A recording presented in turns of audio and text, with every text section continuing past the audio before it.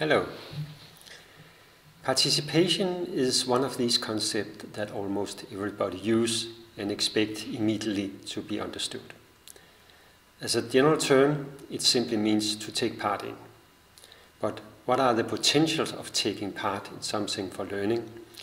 And how does this make sense in relation to environmental and sustainability education? In the following, I will describe 4 different answers, each of them with a different approach to learning and to the aim of participation in environmental education. The first type is participation as embodied learning. To participate is here understood as to be there, contrary to not attending something. So participation implies physically, bodily encounter with the subject of learning. In this sense, it's about experience understood as a sensuous emotional process going from observing, comparing with earlier experiences, to acting and experiencing how it works and feels. From this point of view, environmental education needs to provide possibilities for the learners to learn from being in the environment.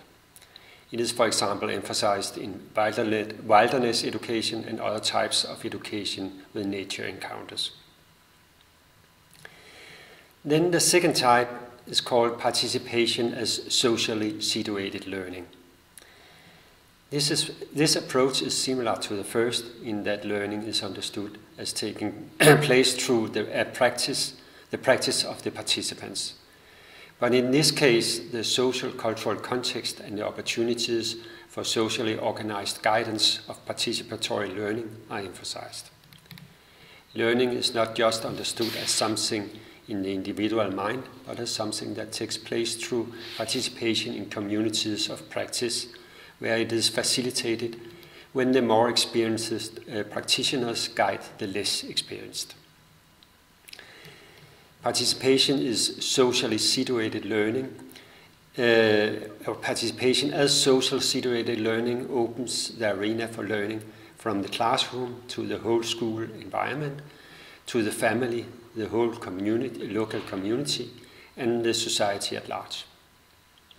Thus, environmental issues can be subject for learning with students as active participants in a supportive social community.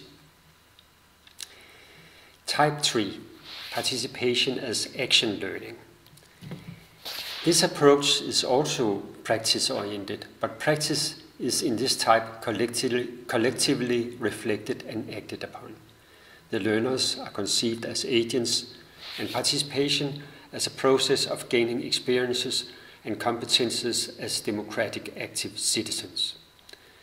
Thus, participation takes place in projects where the learners jointly identify a problem, investigate it, reflect on it, and clarify their vision and proposals for actions, then act, and finally evaluate the outcome of their action.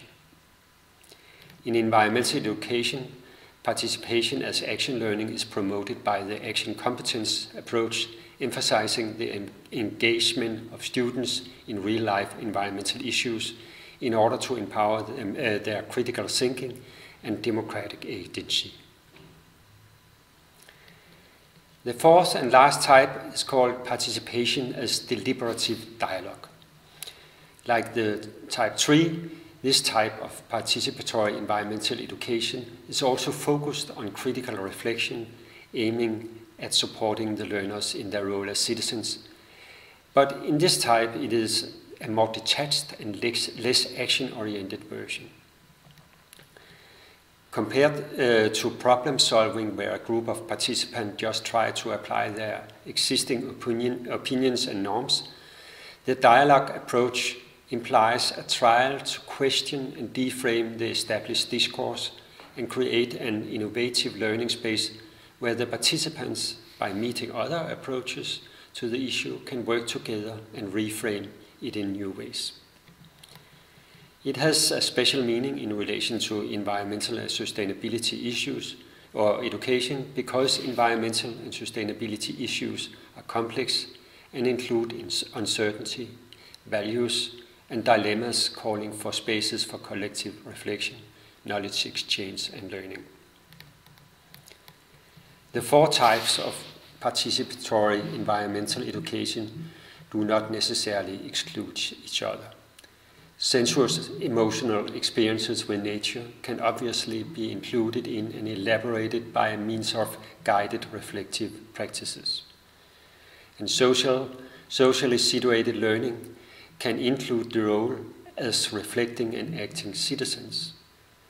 And reflection as part of action-oriented approach can be organized in a pluralistic dialogical way.